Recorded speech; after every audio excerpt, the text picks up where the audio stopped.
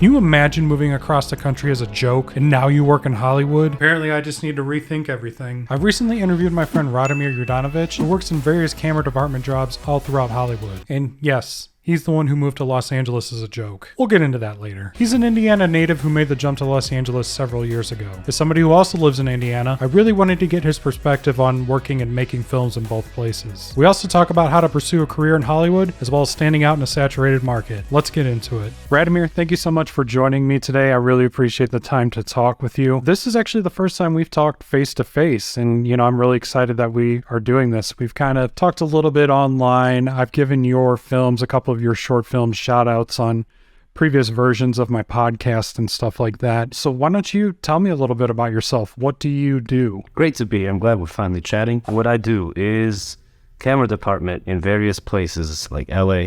Sometimes I get flown out. You'll see on Facebook, I like to post cryptic flight updates.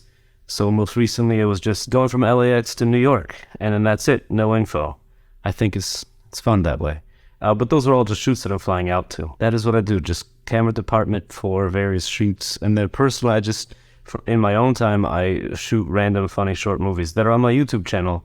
You've seen some, but why not all? You could see all of them. I've seen quite a few of them. I'll have to definitely check out more of them. Walk me through a little bit, like what exactly do you do in the camera department? That's anything from just assembling cameras and just helping out camera operators to being a camera operator, and all the way up to being a director of photography. Putting cameras together, maintaining them, charging batteries, to swapping out cars and such, to operating them, and there's somebody else in charge if you're just a cam op, choosing lighting and making sure that you get the frames right. So, if you have like a 2 or 3 camera shoot, multicam shoot, then you've got, your wide and a couple close-ups here and there.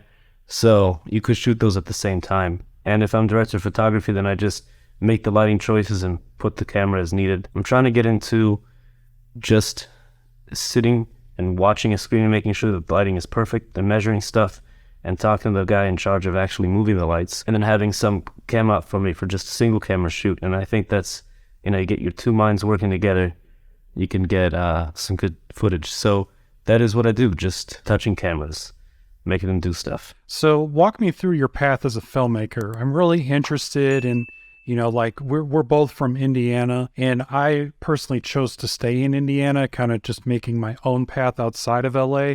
But you have decided to make the jump to actually move to LA to be closer to Hollywood and do more things in that community. So walk me through some of the early days of why you wanted to become a filmmaker and how you ended up where you're at. When I was in college, there's a parking thing where I got a parking pass. And then I would park somewhere, I'd get a ticket for not having a parking pass. And they explained to me, this is all relevant, they explained to me that if I got a parking pass but then gave it to somebody else, the two of us could park for free with me saying, no, I had my parking pass in there. So I kept getting these tickets. I had to have no more than $200 of tickets in my account before I could register for classes. So I was always on the wait list for other classes. And this just had me choosing just various minors to follow through, just like, might as well take another class or take a semester off, save up money for the next semester's parking tickets. So I changed my major from engineering to French because I wanted to translate novels while just working in the family business, because I figured can't do engineering, too much of a wait list. And then one of my minors that I thought would be funny. So what happened is the engineering degree required some certain classes in certain fields, and I thought it would be very funny to complete a minor sort of by accident by completing these classes. And then I saw film would do it because it has English and communications classes. I completed a film studies minor, and one guy was sitting in the far back of the lecture hall all by himself in a corner and continuing the stream of comedy. I sat next to him, just right next to this guy for 2 semesters. And finally he invited me to his Halloween party, and then we wanted to be roommates to shoot movies together. And it sort of spiraled out of hand. So that's how I got started with filmmaking. Then moved to LA as a joke again. But it's because my current roommate, I had met him on the internet. He posted that he was looking for a colorist, and I sent him my YouTube channel. He said, well, we should be friends at least. It'll be fun. And there's Brandon. It's another guy from Indiana. And so Bill, my other roommate, I had met him because he wanted to color us, and then we became friends. I visited him because he said he had a Golden Globes viewing party, like on TV at his apartment, so anybody could watch Golden Globes from anywhere, but he was inviting local people to drive over, and then they could watch together and comment on stuff. And he sent me an invite on Facebook as a joke, but then I, as a counter joke, actually drove across the country to attend this, also to meet him, establish rapport, that kind of thing. And later on, he was posted that he was looking for a roommate, so I messaged him asking, wouldn't it be humorous if I suddenly showed up in LA living there? And he said, yeah, that could be kind of funny. So I did that and posted on Facebook, just moved to LA. That's it. Nobody had any explanation, which I used kind of like as an algorithmic boost to my next post, I hoped, which is a screening party, like a going away party, where I flew back and got some more stuff and drove across again, I think, or just flew back again. I'm not sure. That's how I did it. I just sort of kept going joke after joke, not taking it seriously, which I find is the best way to do stuff for real. That's probably the most unique path I could ever hear of somebody making a jump to Los Angeles like that as a joke. That's not something you ever hear. Well, also my friend RJ Maurer. It's interesting, RJ was also talking about moving to LA, and then when Bill wanted a roommate, I thought, well, if RJ's moving, then I'll move too, and we could just continue making movies there. For me, it was a little less bold since I knew that RJ would be there, and Bill was there, and we had already met in real life, and he has some other people, so I could just continue knowing people and meeting everybody, going to networking events. I went because I had like a body of work that I could use to show I can actually shoot stuff. I didn't just show up as a joke and think, well, maybe this might work. I showed up as a joke and believed it might work. So yeah, actually that leads me into my next thing. I wanted to ask you about your time working on movies in Indiana. Like, was it mostly personal projects for you, or did you work anything sort of, I don't want to call your work not professional, but you mean outside of your own personal projects? Well, I pulled focus on No Place, and that was fun. I think I was put on as a PA, and then started pulling focus and changing lenses and such. That was a feature that I worked on that was after a few other movies where I could kind of get more comfortable and just say to people, yeah, I can go ahead and work on this. And also in Indiana, what happened is I found a studio where a guy just had some space, and he said, if you want to shoot here and just build up some work, that's cool. Just let me know when, and if I have free time, you just walk in. And he also had cameras, and he said, just borrow these cameras so you can look like you've got big cameras, and then rent them out to productions, give me the rental money, and then you can take your day rate. So it was really nice, actually. Indiana's kind of more relaxed like that, I think. It could be like this in LA. I have a bunch of cameras, and people come by and borrow them, so I'm continuing that. I liked that I could, in Indiana, work on both professional and personal productions with kind of a mix of experiences where I could make them look more professional by just having access to materials, and also I could get into professional productions with now the comfort of having worked with the larger cameras and bigger lights and such. When I was in Indiana, what would happen is people would want to be in movies, but they hadn't really acted before, and that's fine, but it wasn't their career. And so there were things that would happen, like they might show up late or have to leave early or not show up, just because of life, and there's nothing that you can't blame them, because that's just stuff happens and comes up. Whereas in LA, people who are actors absolutely have to show up. This is their life. It's easier to work out here, I think. And if you're in Indiana, it is a little tougher to get started and to keep going. And then people don't even know, how to charge on either side of the business, So if you're a cafe owner or somebody wants to shoot in your cafe, do you charge that production? Does that production get paid by your cafe? There's no rule. There seems to be some sort of rule here where you walk into a business and you say, I'd like to shoot here, and they say, all right, $20,000 a day. You have to have $10,000 of something. Everybody has to be unionized. You need this amount of insurance, and it just keeps going. And suddenly you're like at $100,000 a day for shooting there. Say you wanted to make a short film, like you have like a dream short film project that you want to make right now.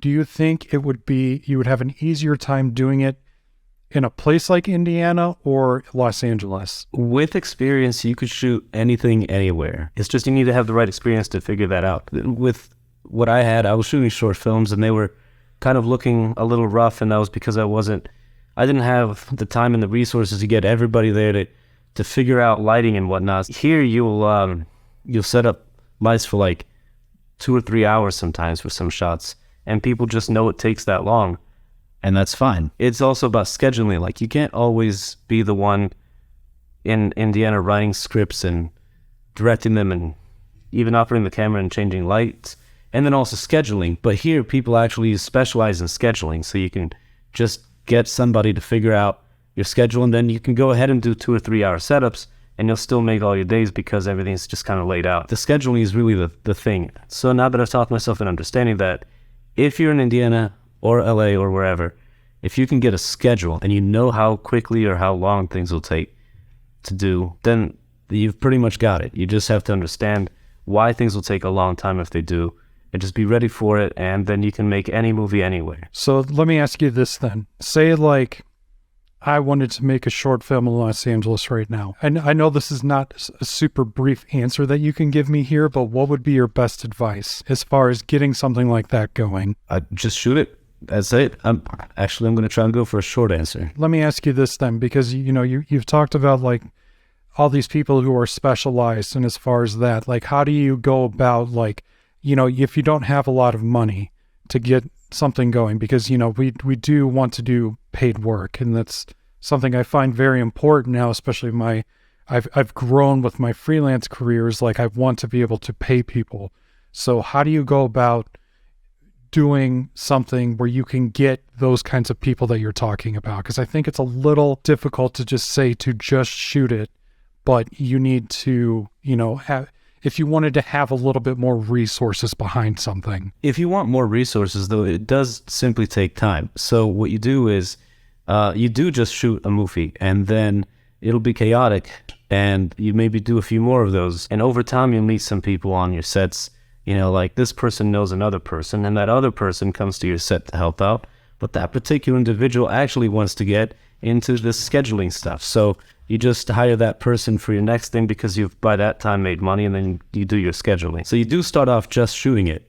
And then over time, as you build relationships with people, then you've got those people to come up, and help you out. And it does weirdly work out like that. But I also say just shoot it because I see a lot of people wanting to shoot some big, huge idea, but then being nervous. I came out here and in the first week, I shot a short movie called Superhero Man that's on my YouTube channel.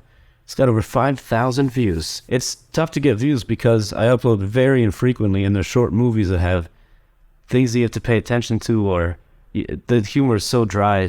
But anyway, the movie worked out. We shot it. We just right here in the street. This is where we shot it. If you don't mind me asking, did you spend any money on that? No. Well, hold on. I went to a party store in Indianapolis because I was going to shoot it there, but people were busy. So I bought however much it costs, like the little eye cover and a cape for children's birthday parties. And then I borrowed from a friend of mine a women's exercise shirt, like the sweat wicking kind. So Superhero Man is a guy in a women's exercise shirt and a child's cape and an eye cover. So in the movie you can see his eye cover just crawling up his head, and he's squinting to keep it down.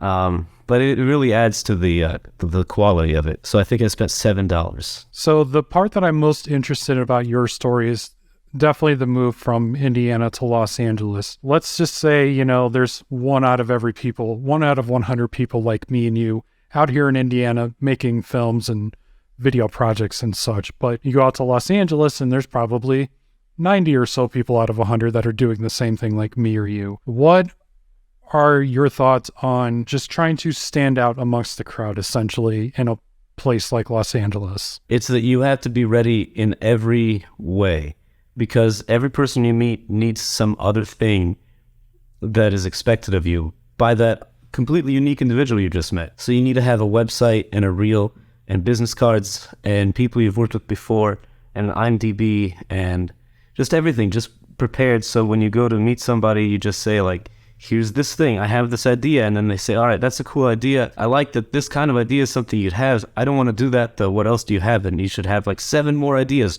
ready to go. So written out features, written out whatever. So it's a lot of work that you have to do to put into becoming just a ready person to go out and start. My trick was having this YouTube channel where I had footage and I just picked out the pieces that looked really nice and built a reel. And then I know how to make websites, so I didn't have to put any effort into it. Just kind of started a WordPress, put a photo of myself in a reel. That website is still there. I haven't even modified the way it looks from the first time I built it. And then as far as like having stuff, I just found various other screenwriters first and made deals with them. Like, let's just make your stuff. Let's just meet other people and I'll give them your scripts and I'll say, I have these scripts from these people and they want me to make them. So it's actually kind of a, I feel, better way to go about it, because now you're not the guy writing and directing. You're the guy who knows writers and they want you to direct the stuff. So it's a little bit cooler. If you're going to move out here or to any sort of filmmaking place and you want to be as ready, you don't need to be this ready. It's just helpful to be super ready all the time, but you should at least do a few things here and there to get in the swing of it, you know, to show that you're kind of in the midst of work and not always that in any conversation you might be starting. You know, as long as you're not starting, you're all right. We talked about just making it in Los Angeles in general, but I'm more curious too about how you got into doing stuff with the camera department, and what would you say is like good advice as far as like working your way up if you want to, say, become a director of photography professionally, or even just, you know, even the lower levels like the assistant cameras or anything like that? Well, I don't think that it's necessarily the assistant camera is a career path to becoming any like camera op or director of photography, because it's a whole other field. But there are people who make careers out of either or both. So it really is just getting to know people. So what you do is you have stuff in the field that you've done. So like, let's say that you have a bunch of samples of lighting if you want to do gaffing, or you have a sound reel if you want to mix audio, and then you just keep showing this to people and maybe do a couple things with some film students here and there. And it's just kind of a waiting game, because then people you've worked with will remember you and get you back in. You just have to have the, not wherewithal, but maybe wherewithal, not to accept free work, because then people aren't in control of this. They don't know. You know, you just work for free for somebody, and that person says to the next person, I know this guy, he worked for free for me. And then suddenly it's not, you're not in a position to have to charge a lot of, you know, money closer to what you'd expect your day rate to be. The best thing to do is just to accept only paid work and be already in what you're doing by maybe a couple times working with some friends or have already done some stuff, which is why you even want to get into this department. When I moved to LA, I decided I would Uber drive for a little bit just to learn the layout, because it's a 4,000 square mile county. It's a huge place. I kind of have it down. I mostly drive still with the GPS for traffic reasons, but like I know where I'm going, so that's cool. That worked out. I don't know if you should do that too. But then when I was Uber driving, I was meeting various people, and then this camera that I'm shooting with, instead of a webcam, it's something that I got on a huge deal on eBay, because I was like right between the holidays and the New Year, so nobody was online shopping, and I got this for a really low price, like $500. But then I didn't really have that, so I just Uber drove for like 12 hours and I got my $500. I think the way to do it is pretty self-explanatory. You just have to create a situation where you have the resources. How did you go about like setting a price as far as what you charge for your work? Because you're doing all freelance work, correct? Yeah, I just asked other people. One time I charged what I thought was awesome, and then I told somebody and he said, that's way too little. And so suddenly I just had to change my thinking into charging more.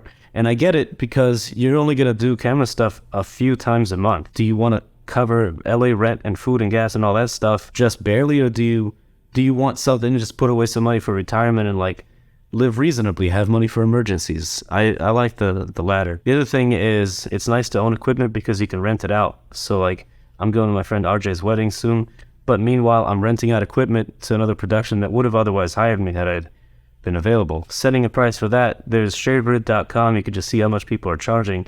Charge around there, maybe, you know, over, under, however you feel like your equipment is compared to that, what your general kit is, that kind of thing. It takes time, but if you put the time into it, then it'll pay off. So Just ask people, research, see online what's going on, and then you'll know how much to charge. I definitely have my pitch when I'm pitching to clients. So how do you do your pitch generally to justify the cost of what you charge? That's a great question, because my answer is you don't have to justify. Your cost is correct because it's the industry standard. You'd have to justify if you were charging an insane amount of money, but if everybody's charging the same amount and it roughly works out to still a bunch of people figuring out how on earth to buy a house maybe, then it's fine.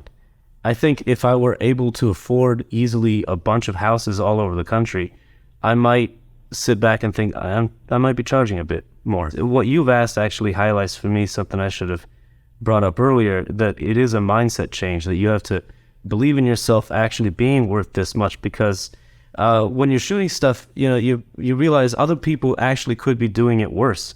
Recently I shot something and there's another guy shooting something else and his shot was out of focus, and like, why? But people will get stuff out of focus, and you just have to charge a lot and then get your focus on point every time, and it's cool. Like, it all works out. Everybody's a professional. There's much more money out there than you will ever get, and people have it. And when you charge a day rate that you feel is high because you're thinking with your wallet, the client usually is saying, "Oh, okay, good.